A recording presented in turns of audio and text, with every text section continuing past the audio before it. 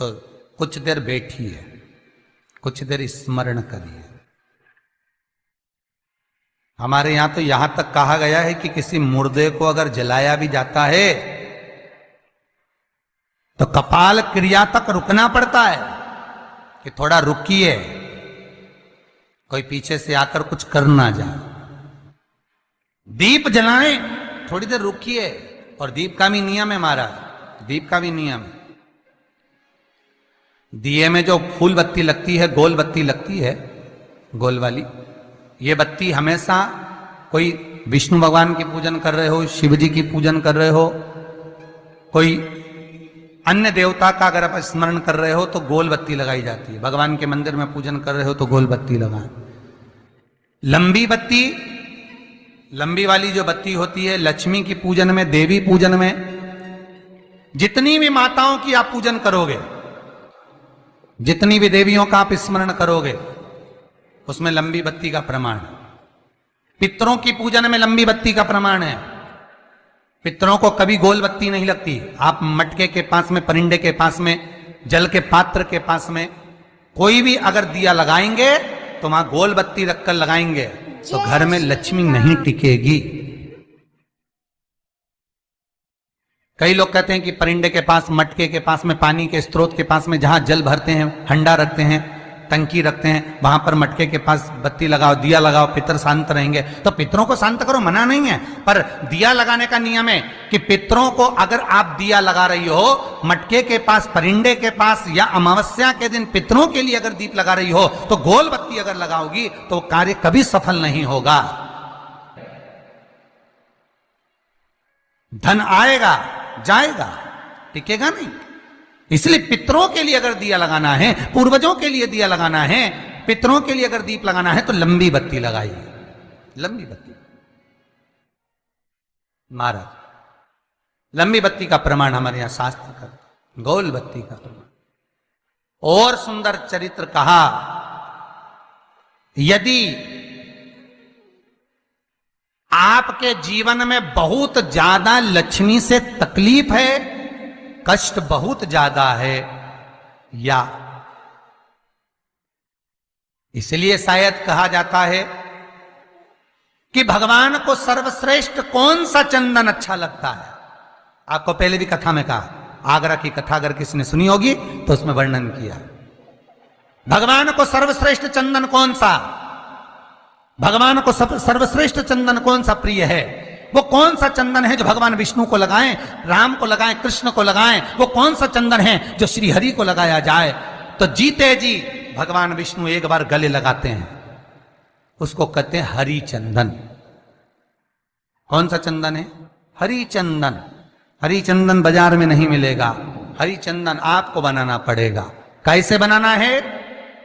तुलसी जब सूख जाए उसकी जड़ को निकाल लिया जाए, वो जड़ को पानी में धो लिया जाए, धोने के बाद उसको सिलवट्टे पर, पत्थर पर घिसा जाए और घिसकर उसमें थोड़ा सा कुंकू, रोली डालकर तैयार कर कर जो भगवान विष्णु के मस्तक पर, कृष्ण राम के मस्तक पर लगा देते हैं और उसकी एक बिंदी अपने हृदय पे लगा लेते हैं। जीते जी भगवान एक बार उसको गले लगाते ही हैं। हरि चंदन, प्रियता। जैसे शिव महापुराण में रुद्र चंदन का भाव है, शिव महापुराण में रुद्र चंदन का प्रमाण दिया जाता है। अगर आपने लिंग पुराण पढ़ी हो तो उसका 5वां स्कंद अवश्य पढ़िएगा महाराज, और शिव महापुराण अगर पढ़ रहे हो तो उसका कुमार खंड पढ़िएगा, जिसमें रुद्र चंदन का प्रमाण है। रुद्र चंदन कैसा? रुद्र चंदन का प्रमाण कैसा? तो महाराज कहा, चंदन घिसकर, पीला चंदन घिसकर उस चंदन को 3 मुखी रुद्राक्ष पर लपेट लिया जाता है। 3 मुखी रुद्राक्ष पर उस चंदन को लपेटा जाता है। लपेटोगे उसके बाद उसको ऐसा गोल करोगे तो एकदम चिकना हो जाएगा, एकदम चिकना, ठीक है, एकदम चिकना हो जाएगा। और उस चंदन को आप शिवरात्रि के दिन, और कोई से भी महीने की शिवरात्रि, किसी भी महीने की हो, सब फलदायी होती है, अगर आप पंचांग में देखेंगे तो शिवरात्रि लिखी हुई आती है, हर महीने शिवरात्रि पड़ती है। किसी भी महीने की शिवरात्रि पर रुद्र चंदन अर्थात जो चंदन का आपने 3 मुखी रुद्राक्ष में लेपन करा है, उसका गोला बनाया है, वो चंदन अच्छा मोटा मोटा कर लेना, अच्छा बढ़िया, ऐसा नहीं कि थोड़ा बहुत ही लगाओ, पूरा रुद्राक्ष दिखना नहीं चाहिए, पूरा लपेट कर उसको शंकर के शिवलिंग पर ले जाकर रख दीजिए और फिर धीरे धीरे शंकर भगवान का जल अभिषेक करना प्रारंभ कर दीजिए। वो चंदन पूरा धीरे धीरे शंकर के शिवलिंग पर डलना चाहिए। शंकर के मूल मंत्र श्री शिवाय नमस्तुभ्यम का जाप करिए। यह कहलाता है रुद्र चंदन। इस चंदन के अभिषेक से महाराज जो काम नहीं होता आप कर कर उस कार्य को प्राप्त कर सकते हो, सिद्ध कर सकते हो। रुद्र चंदन, हरि चंदन, रुद्र चंदन, ये वो चंदन है जो जीवन का सुख प्रदान करने वाले, हरि तत्व देने।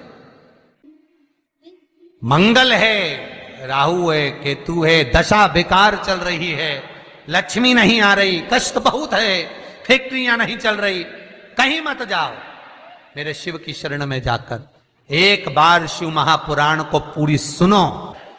शास्त्र के हटकर कुछ नहीं बोलेंगे, जो शास्त्र सम्मत है, स्कंद पुराण में, विष्णु पुराण में, नर्मदा पुराण में, लिंग पुराण में, शिव महापुराण में, भविष्य पुराण में जितनी जितनी बातें लिखी होती है उसको छाट छाट कर लेकर आते हैं, आपको बता देते हैं कि आप ये कर लो, उससे फायदा मिल जाएगा।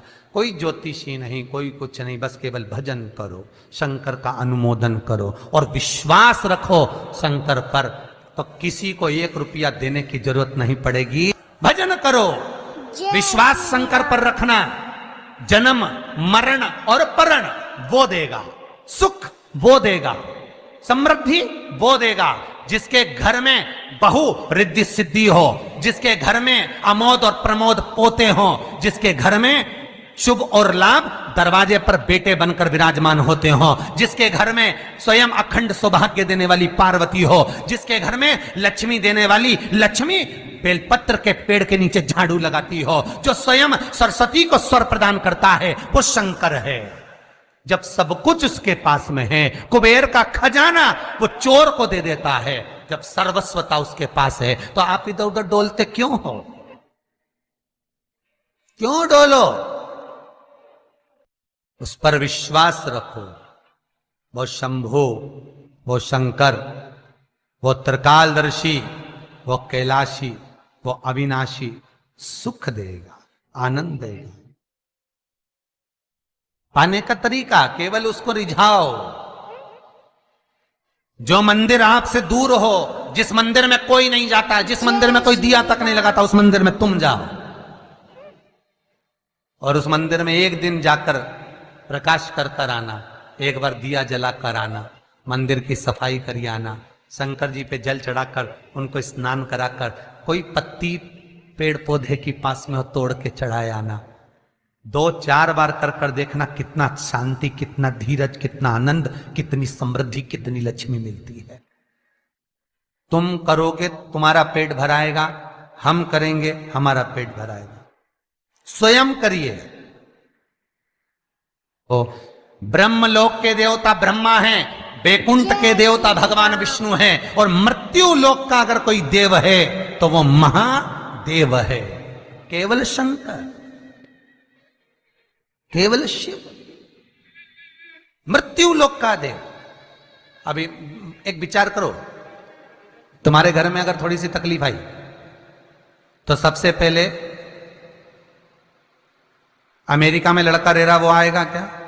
पूना में बच्चे रह रहे हैं वो आएंगे क्या? इंदौर में बेटी रह रही वो आएगी क्या? उज्जैन में कोई रह रहा है वो आएगा क्या? सबसे पहले वो आएगा जो तुम्हारे घर के पास होगा या घर के करीब में होगा, बिल्कुल लगा हुआ होगा या घर में होगा।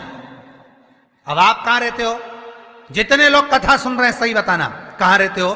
पृथ्वी पर मृत्यु लोक में रहते हो। और पुकार किसको रहे हो? ब्रह्मलोक में। पुकार किसको रहे हो? बैकुंठ लोक में। पुकार किसको रहे हो? इंद्रलोक में। और जो घर के घर में रह रहा है, जो तुम्हारे पास में रह रहा है, जो मृत्यु लोक में रह रहा है, उसको तो बुला ही नहीं रहा। कई लोग कहते हैं मृत्यु लोग, कई लोगों की आदत है पड़ोसन को तो खूब चाय पिलाएंगे, पड़ोसन की काकी के तो खूब पांव पड़ेंगे, पड़ोसन को तो चाय भी पिलाएंगे ना, इतना घूंघट रही ना धोख भी लगाएंगे, पड़ोसन को तो खूब प्रणाम करे, पड़ोसन को तो खूब नमन करे, पड़ोस की काकी के न मौसी के न। एकादशी का उपाय आप सब भी करिए, पुत्रदा एकादशी का उपाय। अगर आपको ये चैनल अच्छा लगे तो लाइक करें, शेयर करें एंड सब्सक्राइब